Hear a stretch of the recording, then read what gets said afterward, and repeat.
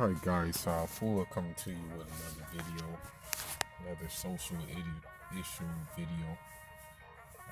As you see, it's gonna be a rant, by the title, you know. You know, I really don't get why people get butthurt at certain things when things don't go their way. That's just life, okay?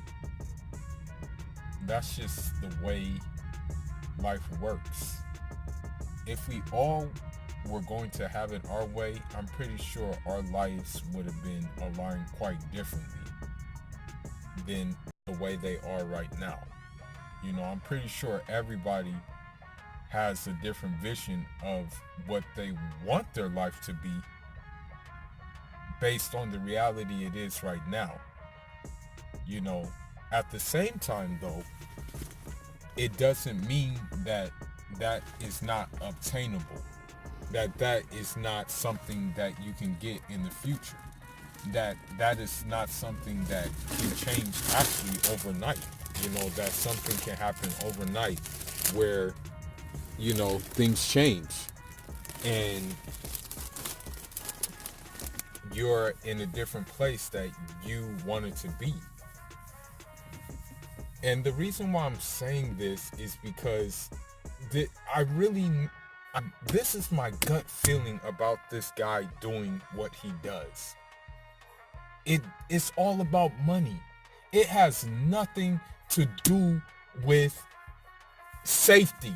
It has nothing to do with making the world a better place. It has nothing to do with stopping quote unquote communism spreading.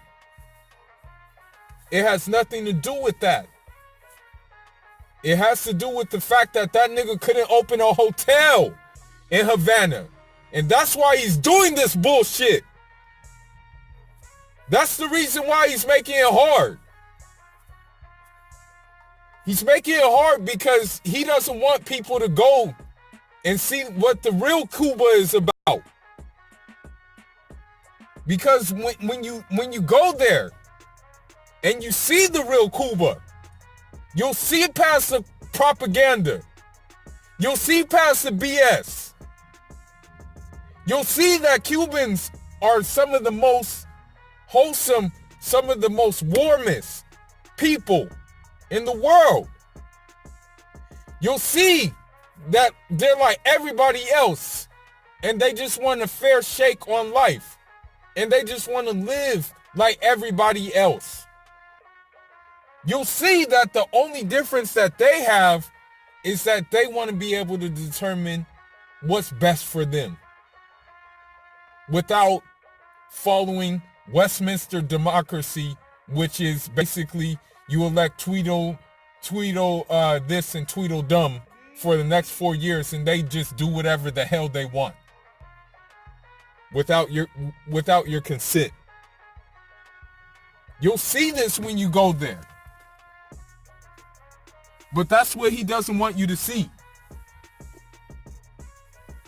He's so butthurt because he wanted to open a Trump hotel in Havana and they said, hell no. We don't want your hotel there. So of course he would look for the opportunity to starve them out. To starve the Cubans out. And the reason why I'm so pissed off at this is because of the history my family has with Cuba. And I'll repeat this history until I'm blue at the face. When we were fighting for independence against the Portuguese, even when our leader went to the United Nations in a non-violent, pacifist manner to explain the situation, to explain the effect of Portuguese colonialism, to explain the effect of French colonialism. They even commended him for his sound reasoning and his level head. But that didn't stop them from arming Portuguese, for supplying them with weapons, because they had an air base in Portugal at the time. So who did we turn to for help? Who offered to help us? The Cubans did. With no strings attached. They could have attached strings and we probably would have been obliged to help them because they helped us so much in our struggle.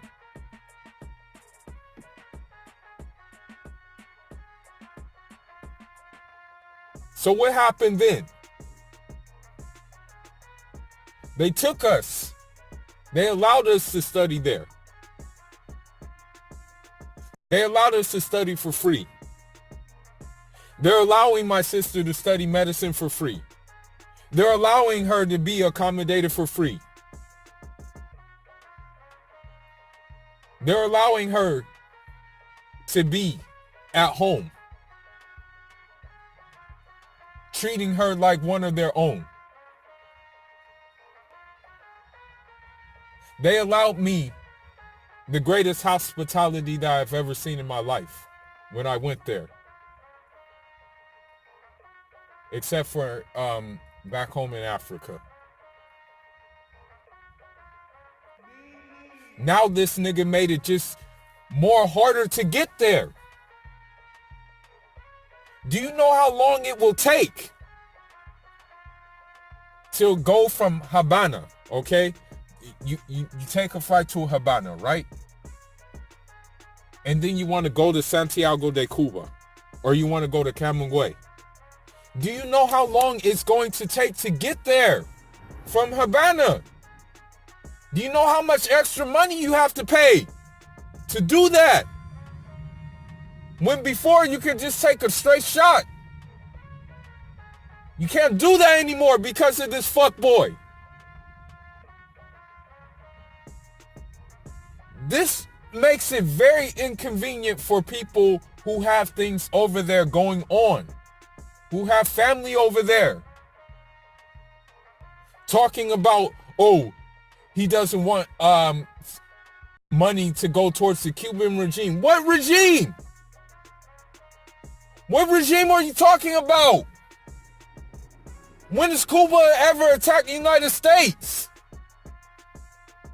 When has Cuba ever been a threat to the United States? The only threat they hold is ideology. That's the only threat they look at because they don't want people in the United States, especially African people, to be like, hey, you know, they're doing their own thing over there. Why can't we do our own thing over in Africa? That's what it comes down to. But when it came to the Cuban Missile Crisis, the only reason why the Cubans took missiles is because the United States was already threatening to attack them. They did it for self-defense, much in the same way that North Korea is doing it. When has North Korea carpet bombed anybody? When has North Korea dropped an atomic bomb on someone? When have they did that? There's only one country that did that. There's only one country that started wars. It's the United States. That's it. When have you known another country to just say, you know what, I'm going to bomb this country because I need the resources? Maybe Russia did it with Afghanistan because they claim that, you know, Afghanistan belonged to them. You know, and so that's why the Afghanis fought the Russians, because it was territorial disputes.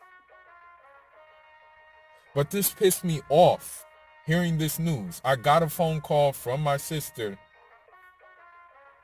and she said, do you know what the president did? Do you know what the president of the country you're staying with did? And the sad thing about it is it made her, she sounded so hurt. she sounded very hurt about it, and it just almost brought my ass to tears.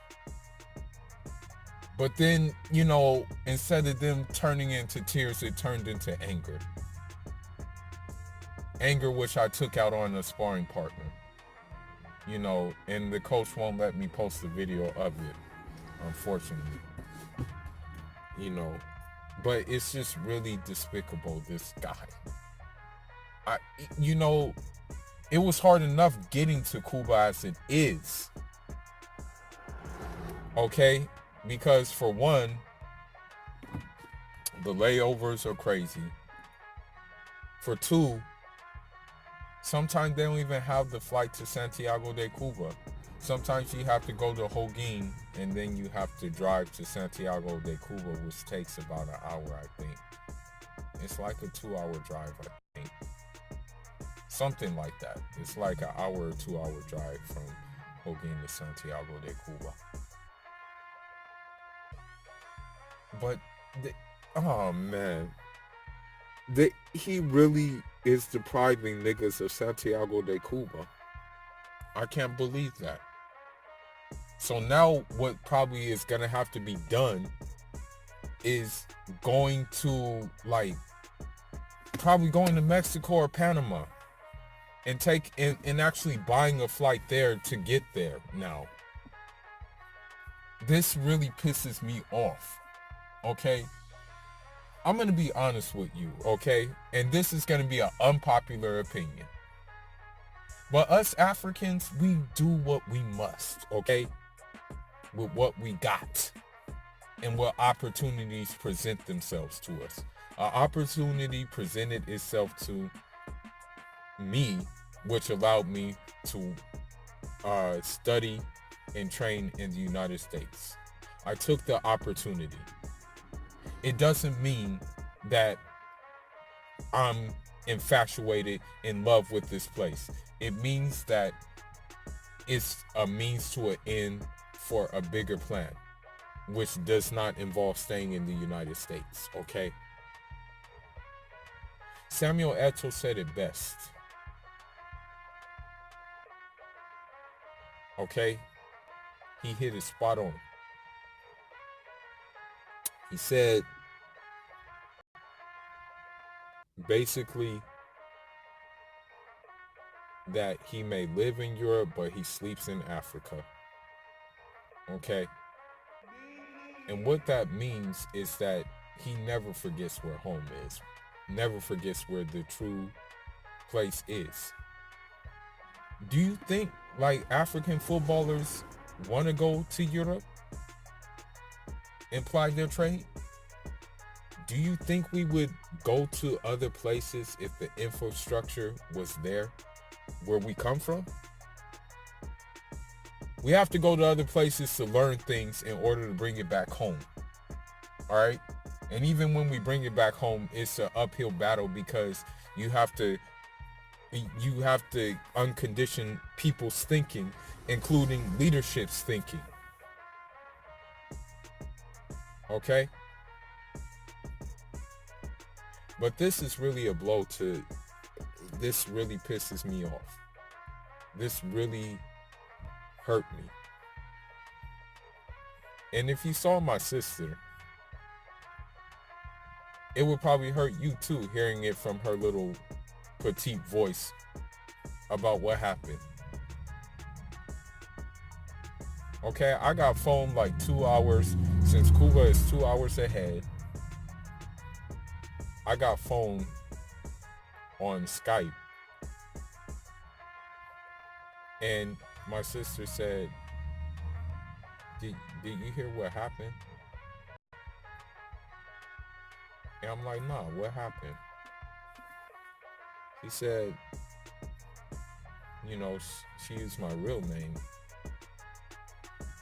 She said, the president of that country stopping flights from Santiago de Cuba and 9 other places. What are we gonna do? How are we gonna see each other? And I just told her, we gotta take our lumps. we have a term in my language called munyao. And what munyao basically means is patience. You gotta have munyao. It means patience, and it means like no matter what trials and tribulations you go through, you still have to have a stoic persona about them, you know. And I'm sorry for ranting on this video, but it's just really upsetting. It just seems like every day there's something else. He does something that's messing something up that I have going on. That I don't want to tell too much, but I have business interests over in Cuba because people there, they're hustlers, and they're also innovative, and they'll find something out of nothing to make work. And so with this being said, man, it's just ridiculous at this point. Okay. And then I asked my sister, and this is, bless her little heart, bless her heart. I said, well, I know you would have to travel like maybe 7 or 8 hours to Havana, but would you be open to go to Havana and then come to the United States and visit here? She said, she just said no. She said, for one, she said, she feels at home there. And for two, she said she doesn't really want to like have to always be looked at funny by people in the United States. And I'm sorry to say it, but it is what it is. If your presence is different, if your presence is individualistic, and you're of the African descent, you will be looked at funny.